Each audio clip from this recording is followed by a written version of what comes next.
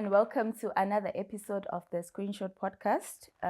This is episode number 31, and we've got Vui. He's back again. He was taking a hiatus. But he's back. Nakhona ngiyavakatsha.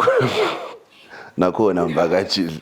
So today we're joined by Fortunate. Fortunate is an entrepreneur. She's been telling me a lot of interesting things that she does, and we're going to give you a chance to tell us further on in the show what it is exactly that you do.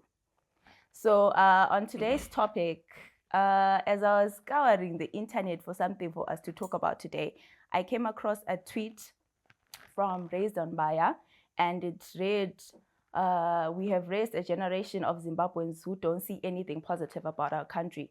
And this particular thing really struck out to me because I related to it, and so did the comments. People were on some, yeah, we agree, there's really nothing positive. So I want to throw it to my fellow guests today and hosts.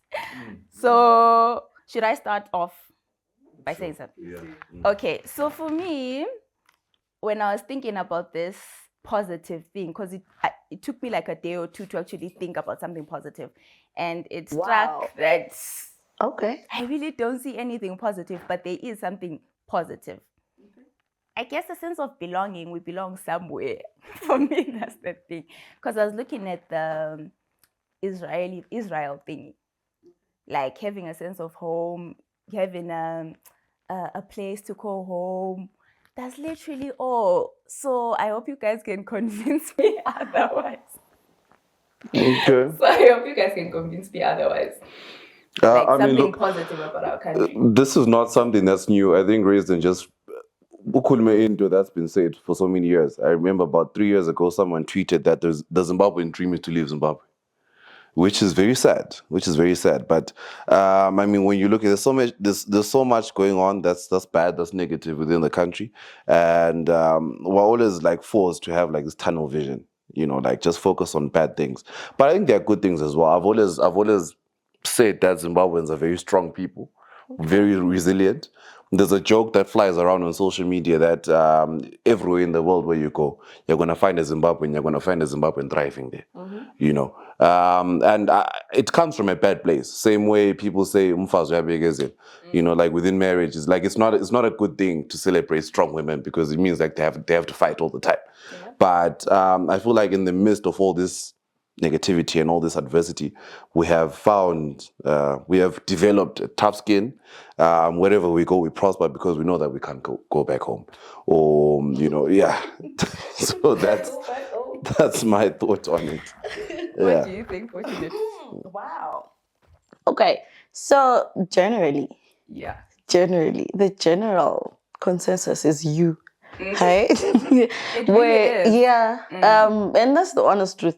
That generally people really don't really find anything positive to really talk about, write home about. But I hope by the time we're done, you have a different view, you have a different perspective. That is exactly what I want. I want to have something to say, I'm holding on, All right, for me, generally I'm a positive person. I got to learn at some point to say, you know what, it doesn't really help if I'm going to focus on the negative. Why? For example, if you're going to be stressed about something, definitely it means you can't change it. So if you can't change it, why stress about it? It's not like it's going to change. So focus on something else. This is my kind of, the half glass full, half glass empty. Optimistic. Exactly. So for me, it's that thing where I see what is that picture. What is it that is good out of that picture?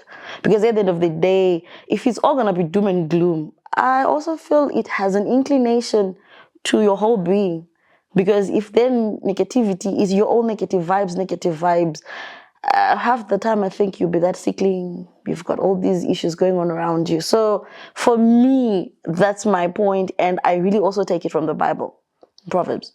So as a man thinketh, so is he. So if you're really going to go down that negative route, everything about you is going to be negative. Okay, but it now comes down to the question that we had. what are the positive things about this country that you have experienced, that you see every single day, that you're like, wow, I'm so happy I'm here in Zimbabwe. Like, I am thriving in this particular. Disclaimer. Talking like this doesn't mean like I'm gonna wake up every day and be just jumping, yay, it's another day. No. Disclaimer up front. It's not every day that's gonna be like, I'm excited to wake up. Because obviously being in Zim and being a Zimbabwean has its own challenges. But I believe I would agree with him to say, okay, fine, being a Zimbabwean right now, and if you've been alive in this era and old enough, you have somewhat developed a thick skin. You have somewhat decided to think outside the box. Because if everything being normal, being okay, I don't really think people would think that much, innovate much. Because at the end of the day, it's that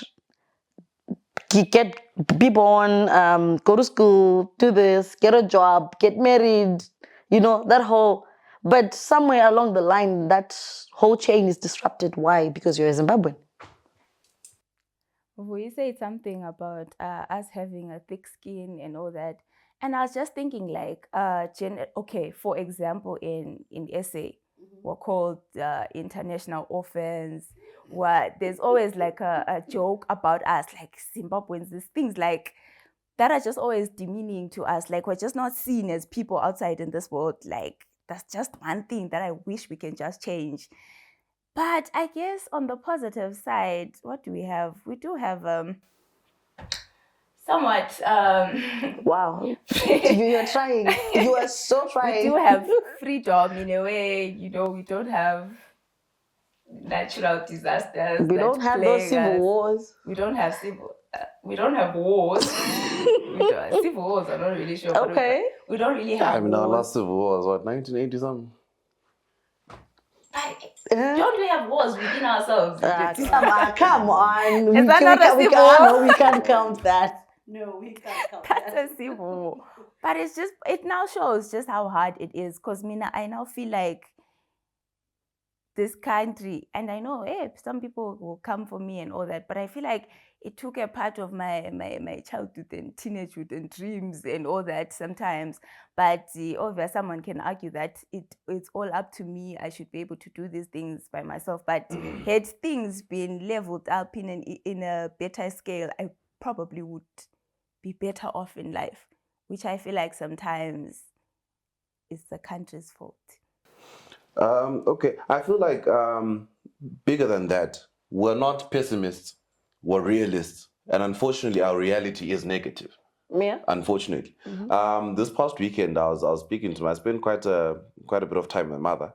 And she was just talking about their upbringing, like our parents, how they grew up. And I won't lie, they had it easy. They had it easier than we do. Going to school, she was telling me that they used to get milk. I don't know why. That's very weird. I lived that part of the era. Yeah, now you see my age. Yes, yeah. And it was amazing. Yeah. And the white 250ml fresh milk. Yeah. Every single day. Every day. Every day. They learned for free, like going to university, that this thing of paying fees was never a thing. Were they not paid though? No, they were paid actually. Yeah, that's what I'm saying. Yes, they got paid for going to school. Exactly. They got not just learning for free, they got paid to go to school. And the Suga Escolo, their jobs, guaranteed jobs.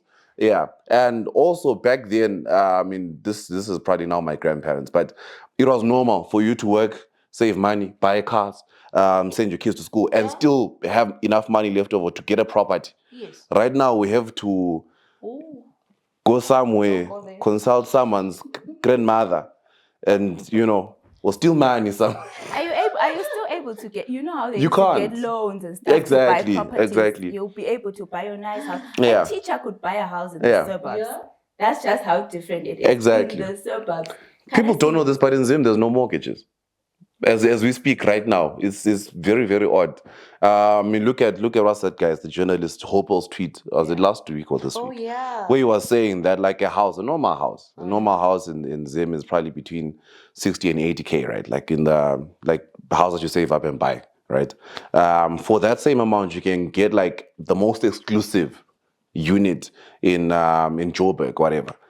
So yeah, we're not pessimists, we're not negative, we're realists, because we'll be forcing ourselves to look for positive things. Country, there's not. But okay, fine. You know what? Even if it's so real that this is how it's going, at the end of the day, even if you point out the facts, is it really gonna change anything? Or unless you're pointing out the facts to push you to do something. Yeah, one thing about Zimbabweans, we realize that no one is coming to save us. We're not. We're not. Bright and shining. Exactly. Other countries, and I mean, I might get dragged for this one day, but I've always felt like South Africans are a bit entitled. They wake up one day, you get a grant, you sleep, but in Zimbabwe, none of that happens. Like, you are in charge of your own destiny. What you make of yourself is up to you. So yeah, I think that's what then gave us a tough skin. Because we knew that there's no one's coming to save me. But that's like the thing. Like, should it really be like that? It shouldn't, but Like, honestly, for us to say, Guti, we're raising our kids to have tough skins, and I was looking at a post. Someone was talking about how they don't want their child to learn here because the odds will already be stacked against them. He's like, Mina, my life is already over. So the least I can do is let me go to the UK. Let me go to the UK so that at least my child can have an education that is better. Because if they start off early, they are more likely to get a good paying job and stuff like that. So imagine having to think like that. Your child is probably like 2 years old, but you're now already. UK. Okay, fine. They're saying they'll rather have. Wouldn't it be, because I'm trying to just quickly imagine how it's gonna be and all the expenses in UK. So why not send them to a private school here? Because somehow they're not going to the UK to become like some fancy person. They're going to be like an S8 or something. The reality about UK, even if S8 or whatever, the reality about UK are the bills. They are big, they're massive. That's the reality. So here I'm thinking, so if you're gonna, because I think what has made most of our people to be so lowered that much, not that I've got anything against people going there or anywhere else, but to say you're being told your salary is 10K, but you're also not being told your expenses on that 10K are like 70%. The bills, those guys really take their taxes serious. They take, all these other small, tiny things that we do not even, really think about. So I'm not too sure, but at the end of the day, okay, fine. It's, in this same environment that we are, where people are seeing all so much negativity, I'm kind of looking at it from an angle that there are some who are actually thriving. There are children who are actually going to school. Okay, fine, not your A school and all, but they're actually going to school, because at the end of the day, I really don't believe, yes, it plays a part sending your kid to a good school, but at the end of the day, it's not just sending your kid to a good school that matters, right? So I don't know, but this is a two-way. There are some people who are thriving. Obviously, like, there's no place that doesn't have people who are thriving, but it's like a few. Like, we're talking about the majority here. Majority of people are not thriving as much as they would like to. You check. So obviously there are people, we see Lamborghinis and all that. It's not like there's nothing like that. Guys, but no. The majority of Here's people. the thing.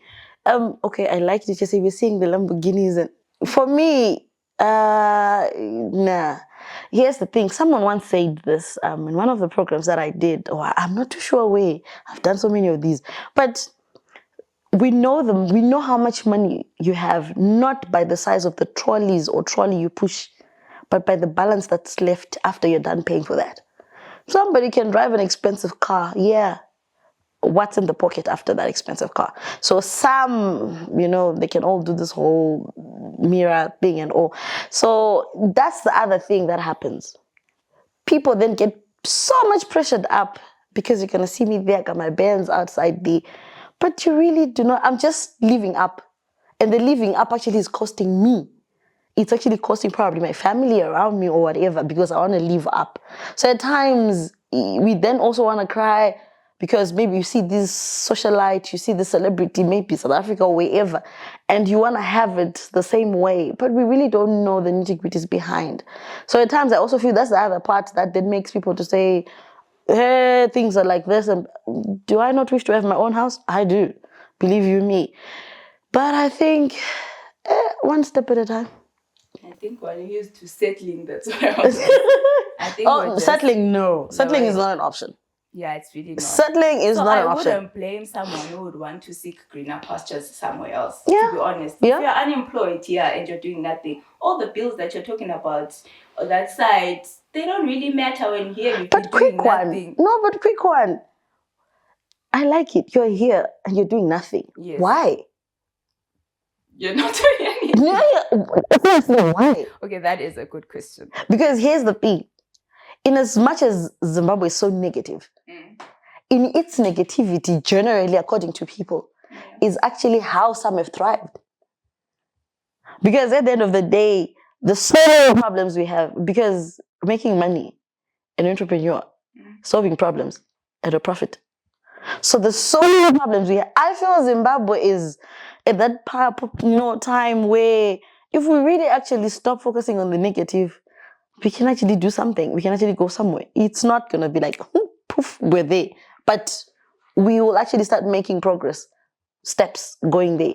Because the amount of problems we have, wouldn't we need the same amount of solutions? And does that not mean money in the process, solving those problems? However, I don't think you may have an entrepreneurial aptitude, right? But that's not the case for everyone else within the population. Some people don't see gaps. They just want to go to school, get a job afterwards. If Zimbabwe has not forced you to see gaps, I do not know, guys. No, it has. But what I'm saying is that should not be the case. Not really all of us are supposed to be entrepreneurs. Not all of us are supposed to be hustlers. Not all of us are supposed to jump to town and hustle and look for mine. Some you just want to go to work? Just want to go to work. Put in my time. You guys watch The Simpsons, The Family Guy, and so on. Some people really just want to, a normal life like that doesn't require you to be much more than what you want to be. So yeah, I feel like the days. I say that one. Okay, pardon me. I'll keep reverting back to the good book. A quick one. The Garden of Eden. 4 streams was watering the garden. So if you're a child of God, created in His image, you've got 1 stream of income. Who are you copying? What are you doing? I think I have to agree with what we say. Not everyone. Then again, not all of us are Christians again. Okay, I do get it, yes. But okay, fine. Quick one. You want to go to work. You want to everything. No more family person. You go to work, come back home. Yeah. And what happens if you're going to be retrenched from that workplace? No, my point is, like you said earlier on, which I agree with, you said Zimbabwe has forced us to be entrepreneurs. Okay. I'm saying in another world, utopia, a normal world where everything was the way it was, the people that we put into certain positions did their jobs and did them well. Not even well, did them normally. Okay. They did the bare minimum, but they did it okay, right?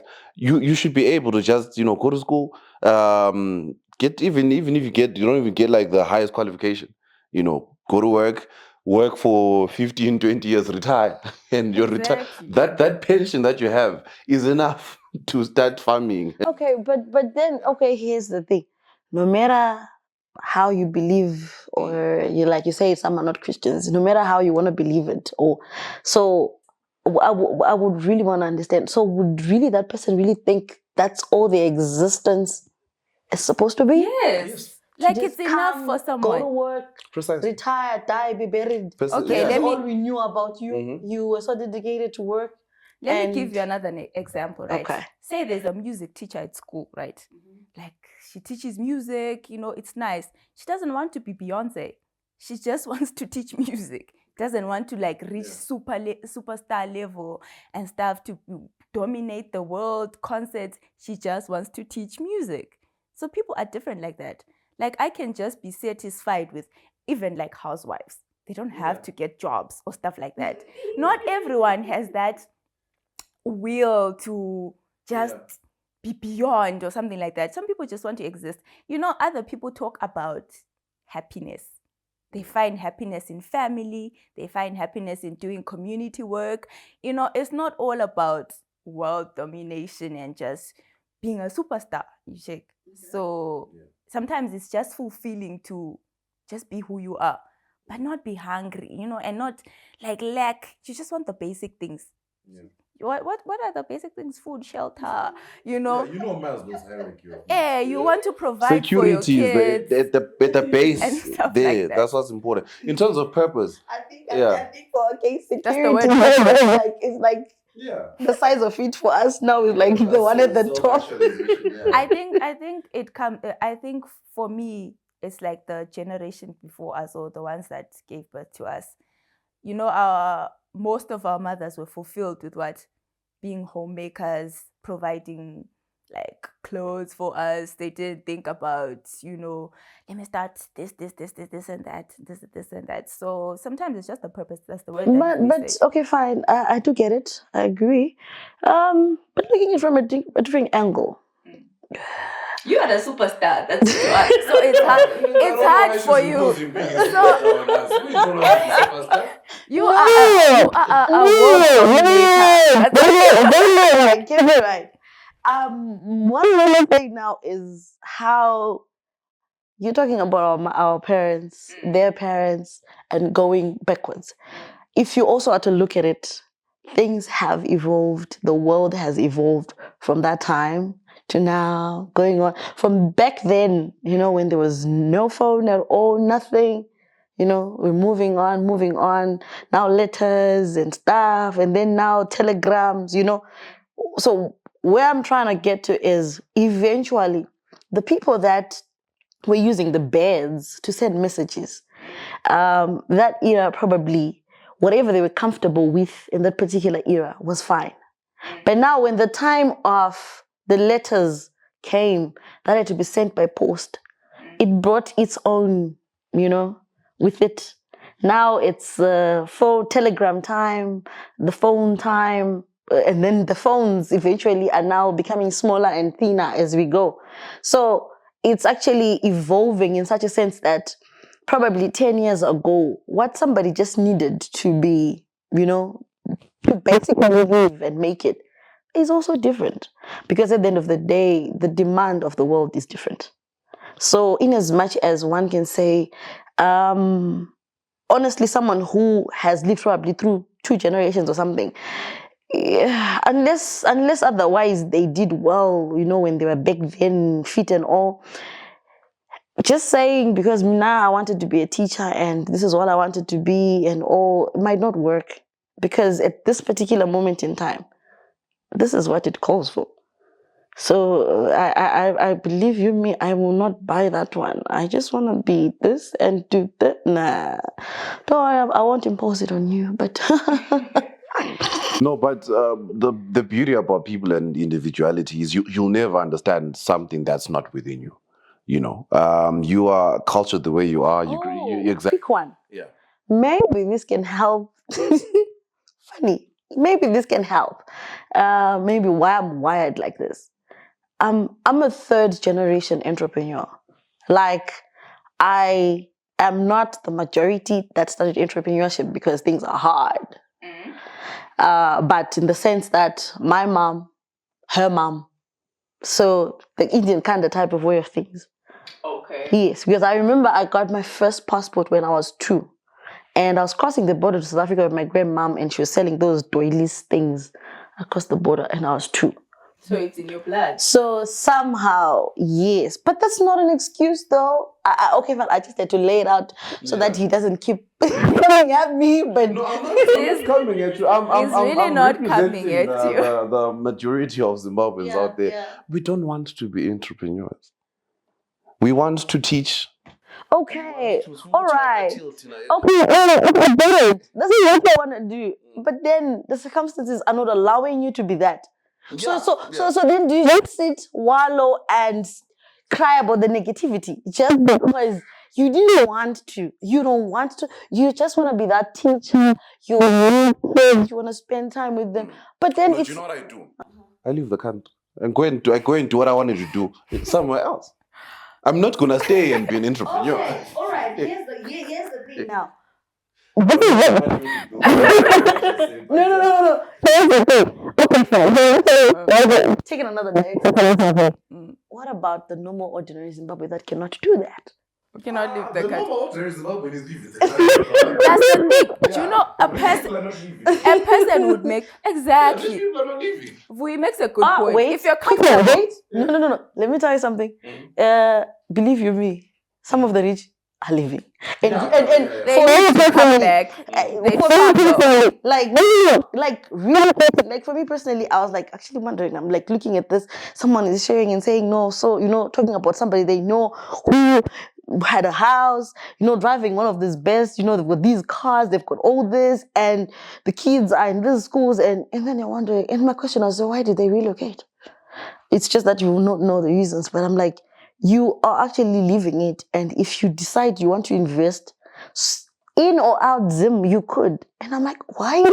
So yeah, some of the rich will surprise you. They're going. I mean, who would want to? I'm just saying, I'm a pothole. Okay, so you want a maybe different scenery and stuff. But why do you think it is that these rich people who stay here in Zimbabwe send their kids to learn abroad? Like better that's systems, what they do. man. Better education system, better health system. Yeah. Exactly. So even if rich people leave, remember, people have got different motivation for making money. Mm-hmm. A lot of people, I know a lot of people that say, I want to make money because I want to travel, I want to see the world. Mm-hmm. So it's still the same. Yeah. Same way us as poor, whatever, we're leaving the country. They're also, for the same reason, they can leave. Yeah. We're leaving so that we can get jobs. They are leaving so that they can live comfortably somewhere else. So it's also not as much of a surprise that rich people are leaving. I mean, there's not much to stay for. Like, honestly, there's really not much. Even like on things that just generally make you happy, entertainment wise. You want to like a park. It's just scenery, like a park, a proper functioning park, a park. There's not just general things that human beings should have, like streetlights. Come on. It's literally what I'm talking about. Like, that's what I'm talking about. For you to base our parks on Centenary Park. They don't go there too. You get marked there. Centenary. Kudala, they used to go there. I want to have some, maybe romantic. Maybe my father went there with my mother, fed her something, and a strawberry or something. Because it was nice. But now, it's just dirty. Yeah. Do people take pictures there, like wedding pictures there? Not anymore, but by a fountain. But it was I recently took place. my dog for a walk there. She came back dirty. Just once. I never did it again. Yeah. So, no. So it's just Jama Park. Kids things like what do you call those things where they've got like Ferris wheels, line. It's just not there. We just have to be hustlers. They like you don't enjoy like. You see that my mother was okay. on. I saw that one coming. Yeah. Oh, that one. It's so rusty. It's a health hazard. Who would be comfortable to put their child? Yeah. No. So okay, but we but there are positive things. There are positive things. Yeah. I can't speak about Zimbabwe as a whole, unfortunately, because I'm not as well traveled as other people. Okay. I'm born and bred in Bulawayo, so I can speak about positive things from Bulawayo. We've got clean water. That's a. Oh yes. Yeah, people say it as a joke on social media, but it's actually not. It's not even a flex. In a region that's prone to things like cholera and stuff, having clean running water, in as much as it's not there 5 days of the week, it's also a good thing. We take turns in having water and electricity. Yeah. What else is there? Really Guys, the way you like. What else is something positive? But I mentioned this, but I guess I have to mention again. It's just a sense of belonging. Like you come from somewhere. Even though, because there are some people who go abroad but are still longing to come back. Like home is home. They are working so hard. Talk about that. Talk about that. I think I'm one of those. I believe you me. At some point, I went to South Africa for a week. I was homesick. Like a week. I was homesick. And at that particular point, I remember where I was. Still thinking of something. Where I was, everything was on point. But I really was homesick. So I think, the sense of belonging, yes. And belonging is peace. Our very much level of peace, because also our crime rates are not that high. You know, I mean, I can still walk in Bulawayo or in town. I think so, like at night, and not like fear for my life so much. So I guess there's that sense of safety. What else? For me, it's well, I don't know if it's a Bulawayo thing or a Zimbabwean thing or generally an African thing, but slow wound. I've got, we know friends and relatives that are overseas that say, here it's like everyone's a stranger. The same way, like, even if I don't know you, if I come up to you and say, hi, how are you doing? It's normal. You actually greet me back. Like, but apparently, I don't know. I'm like, yeah. Apparently overseas, like, they look at you like you're strange. Like, what, are you trying to mug me or something? Some even try and fight you just from a greeting, So yeah, I think it's not, but this is not a Bulawayo thing. I think it's just generally it's an African thing, one global village. So yeah, that's one thing that we can take away from, Anyway. But for me, what I would just say is, in as much as you would have said, I wanted to be this, and this fulfills me, I think the statement to say means to a way is there for a reason. If you really, you want to be able to say, I love community work and I want to do community work, but that community work probably is not going to just be putting food on your table, fund things, A, B, C, D. So as a means, to that, there is then opportunities you can utilize, because that's what's there. Opportunities, utilize the opportunities, so that at least at the end of the day, you can then do what it is that you love, and not at the cost of your well-being, not at the cost of your family if you've got family. Yeah, but don't get us wrong. We're not saying people should just relax and not do anything. But we're not saying just sit, rot away. No, you're going to, obviously you have to do something, to survive. That's not what we're saying, to just rot away, fade away. No, definitely not. But it's unfortunate that you have to sacrifice what you would love to do for survival, and stuff like that. Anyway, we are wrapping up this topic and we are moving on to you, Fortunate. You'd kindly tell us about yourself, what you do. I think now most people know you do a lot of things. So if you can just do it fast. Okay. So I'm Fortunate, and I'm a mother of 2, boy and a girl, and I'm an award-winning entrepreneur. And I have multiple streams of income that I do. I'm passionate about, I really don't know how to put it, but maybe I've been at a self-discovery moment. So I bake.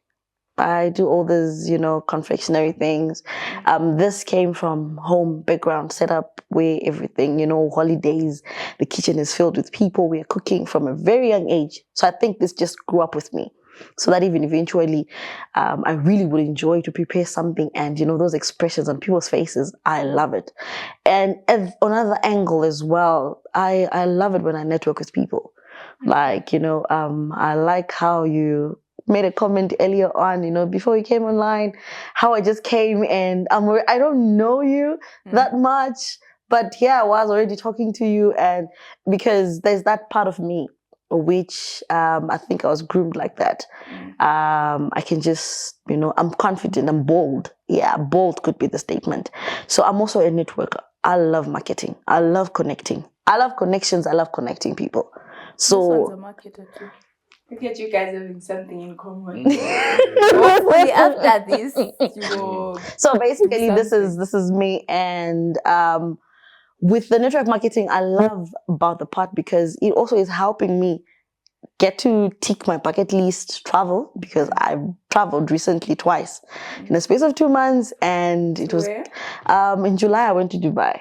My first international trip, all expenses paid, because of network marketing. And in September, I was about to ask by who. We all also want to be. Okay. And in September, I went to Cape Town again, all expenses paid trip. And both the trips have allowed me to have so much exposure. Because if we're going to talk about Dubai, you know how Dubai is, and it's wow. It's okay. You really wouldn't want to know that one. What kind of picture do you have? Exactly, it's that one. Exactly. So basically, you know what? I just got to that point where I realized how much the human brain can, how far it can go. Because going there, us probably having, how tall is NRZ building? That's the tallest building, hey? And then to go that side and being able to stand in front of the Burj Khalifa, the tallest building in the world. Like they have got the in the world status that side. So it actually gave me that wow expansion to say possibilities, you see. So maybe I think that then westerned my kind of positive vibes to say, you know what? So basically this is just me. And in network marketing, also what I love about it, it allows me to be able to engage with people, meet people, and also have an impact in people's lives. I might not be able to give you $10, but the impact that you can, then get will actually enable you at the end of the day probably to actually do it for yourself and multiply. So that's the other thing that I love. It gives me a connection. And as the great, big people say, your net worth is your network. Your network is your net worth. So I think for me, that's really much one I take home to say I'm loving the network part because it helps me connect with people, and yeah, it's amazing. Okay. Yeah, and I've done a couple of programs. Some have seen me on TV. I've been on the Dinetaza. Yeah, please tell us about that. Like, is it a competition? Yeah, it's a How does it competition. So the thing about me is when I see something and I feel it resonates with me, I just go for it. So I saw it. I don't even know it. I don't remember. WhatsApp, Facebook, saying it's a competition to win $1,000. So come on board. You talk about your business and So like that one. What's it called? Like that show overseas. That one. Which one? Where you pitch and the Shark Tank. Dragons yeah, Dragons. So it's like that. Exactly. So we went through the competitions, and the guys actually had to come to my house to film me, have an interview with me, and then the panel had to be sitting there now watching the videos and then now judging it and all. And it was really quite an exciting experience, and I was number 3 out of the competition. So ever since then, I go for things. I'm in academy, an AWE. It's a US Embassy program. I was in cohort 2. I'm an alumni for that. And I was in the Person Point cohort 1. It's a financial and entrepreneurship literacy program. Okay. Yes. And then I was on the cohort 1 for the Eagle's Nest Zim Trade program as well. So this is me. Okay, Zim is like this. I always then have to keep learning, evolving, growing, because I told somebody recently who was having a class of teaching people how to do posters and design. And I was like, I want to come through. And she's like, how are you? Do you even have the time? You should just pay us to do this for you. And I was like, you know what? If I stop learning, you start dying. So this is why I need to learn it. Even if eventually at some point I might be busy, but at least I've learned something. Yeah. Mm-hmm. Well, any questions for her? No. She really that was very. So I think I think what our viewers should take away from this is, even though these things are so hard and we struggle to find positive things to say about them, what we can take away from Fortunate is like fill up spaces if you can. Like, just be able to do what you think you can do. Try. Even if you think it's not your sector, you can try. So thank you very much, Fortunate, for joining us today. Thank you so much for having me. I really enjoyed our conversation. I think it was getting a bit heated. I won't forget this one. Quick one. There's a quick one. Any point. We're not all supposed to be entrepreneurs, guys. And in the words of the great Vui, Yes, Oksalai, we're not supposed to be Oksalai. entrepreneurs. So thank you guys Yeah. for watching. Make sure you like, subscribe, leave a comment. We love hearing what you guys think about the show. So until next week, bye. Bye.